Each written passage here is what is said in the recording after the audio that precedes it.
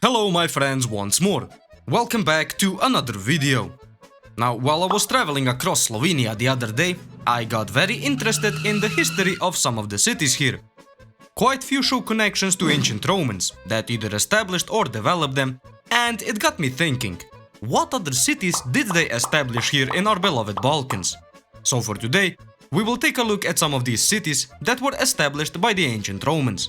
But just to clarify in advance, I won't mention already existing cities, for instance those in ancient Greece, well, because they were already well established by the time Romans arrived here. Before we travel from city to city, we will quickly take a peek on how the Balkan region was divided. As we already know today, Rome established a lot of administrative regions in the Republic and later the Empire.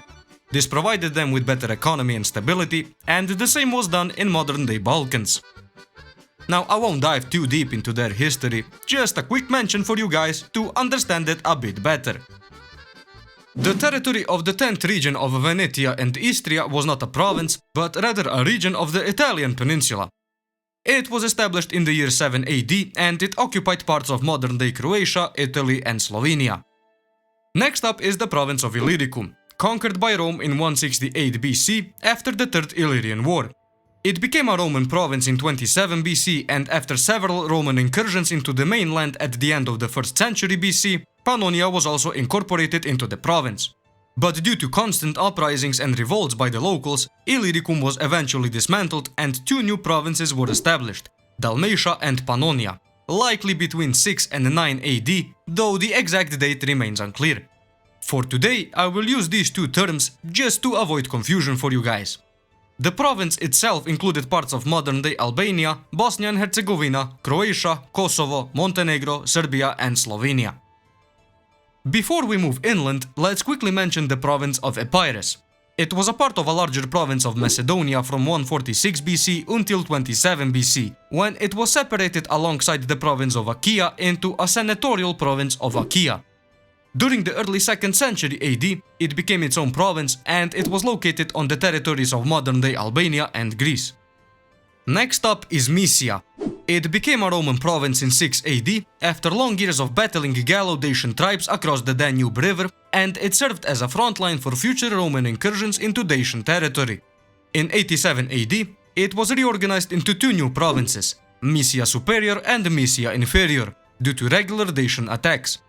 It included parts of modern-day Albania, Bulgaria, Kosovo, North Macedonia, Romania, Serbia and Ukraine. And finally, the last province before we move on to look at the cities is the province of Dacia. It was the last province to be incorporated into the Roman Empire here in the Balkans, after a series of Dacian wars that began a couple of decades before its annexation. It was officially incorporated into the empire in 106 AD. It included parts of modern-day Hungary, Romania and Serbia. Now let's look at some of the cities and towns established by the Romans. For the sake of the video and to keep it interesting, I will only name 10 cities that had significant importance in the Balkans during those times and that are recognized today by modern countries as important historical sites. Let's start with Emona, or modern-day Ljubljana. Some scholars believe it was initially built as a military fort around 15 AD, but it gained its colonial status in 43 AD. Colonial basically means city status. Initially, it was part of a Roman province of Cisalpine Gaul, but later it became part of the 10th region of Italy. The area was conquered by Rome around the 1st century BC. The land around the city was typically given to retired military personnel, colonials and farmers.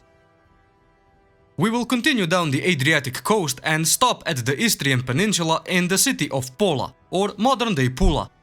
Before the Roman conquest in 177 BC, the area was probably inhabited by the Histri, a Venetic or Illyrian tribe. After the conquest, they initiated the process of Romanization, and by 45 BC, the city got its colonial status. The famous Pula Arena was built between 27 BC and 68 AD, and it still stands today as one of the best preserved Roman amphitheaters in the world. Let's now travel down to the capital of the province of Dalmatia, Salona. Before the Roman conquest, Salona was a territory of the Illyrian tribe Delmatai. It likely gained its status as the capital of the province because it sided with Julius Caesar in his civil wars against Pompey, and it was probably founded after these wars, around 45 BC. Unfortunately, Salona was mostly destroyed in the 7th century, following invasions by the Avars and Slavs. Let's continue further south to the city of Dyrrhachium, or modern-day Durrës.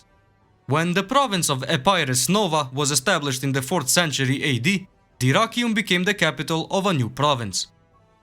The area surrounding the city was originally inhabited by Illyrian tribes and eventually became a Greek colony around 627 BC. After the Romans defeated the Illyrians in their wars from 229 to 168 BC, they replaced the Illyrian queen with a Roman general. The city then developed into a major military and naval base. Moving further south, we arrive at another important Roman city, Apollonia, situated close to the village of Poian in Fir County, Albania. Like Dyrrhachium, the city of Apollonia was originally a Greek colony that fell under Roman control during the Illyrian Wars. Later, it became part of the province of Epirus. Unfortunately, after an earthquake changed the path of a local river in the 3rd century AD, the area became swampy, and by the 4th century, the city was almost completely abandoned. Now it's time to move back inland to Sirmium, known today as Sremska Mitrovica. It was first mentioned in the 4th century BC, when it was inhabited by Celtic and Illyrian tribes. When it was conquered by the Romans in 1st century BC, it was part of the province of Illyricum, until it was dismantled. Then it became part of the new province of Pannonia. The same province was divided again around 103 AD, and Sirmium became the capital of a new province of Pannonia Inferior. Eventually, it even became one of the 4 capitals of the Roman Empire, where many of the Roman emperors were born, and at one point, it supposedly had around 100,000 inhabitants, making it one of the largest cities of its time. Now we arrive at the province of Mysia Superior, more specifically at Singidunum, an ancient city which later evolved into modern-day Belgrade. One of the Celtic tribes, Skordiski, settled in the area where the rivers Sava and Danube meet, and the fortified settlement was first mentioned in 279 BC. After the conquest of the Romans in the 1st century BC, the city became a military post on the Danube, protecting the empire from outsiders. Sadly, after the Hun invasion, the city was almost completely destroyed, and by the 7th century AD, after Avar and Slavic invasions, the ancient name of the city vanished completely from historical records. Next city is the capital of the province, Viminacium, located near the modern-day town of Kostolac. The city dates back to the 1st century AD, and at its peak, it held significant strategic and commercial importance. Initially, it served as a military camp, being situated on the northern border of the province. Unfortunately, like many cities situated on this border, Viminacium fell in the following centuries. It was devastated by the Huns, later rebuilt, but completely destroyed after the arrival of the Slavs. If we move a bit further to Mysia Inferior, we arrive at Marcianopolis, an ancient Roman city located at the site of modern-day Devina in Bulgaria. The city was renamed from Parthenopolis after the Second Dacian War in 106 AD. It was an important strategic city of a Roman trace initially, but between 187 and 193 AD, it belonged to the province of Mysia Inferior. Following further administrative changes, it became the center of Mysia Secunda. It even served as a temporary capital of the empire during the Gothic Wars in the 4th century. Sadly, it was destroyed multiple times by the Goths, Huns, and later completely destroyed by the Avars in the early 7th century. For the last city of today, we travel to the capital of the province of Dacia. I'm not even going to try to pronounce its name, just read it yourself. The city was the largest of the province and gained its colonial status soon after the Roman conquest of Dacia in 106 AD. It is possible that it was built over a temporary camp of a Roman legion, being settled by veterans and colonists from Italian peninsula. Between 222 and 235 AD, the colony was called a metropolis, but after the Romans abandoned the province, its population drastically reduced until the end of the 4th century. Today, we can still see some of its remains in the present-day village of Sarmizegetusa in Romania. And we are done for today. We took a look at some of the cities being built or established and developed by the Romans. If you guys like this video and maybe want part 2, where we will take a look at 10 more cities, leave a like and a comment to let me know. New video is coming as soon as possible, so subscribe. But until then, stay safe, stay educated, and until next time, boys! Maimun. Marmon.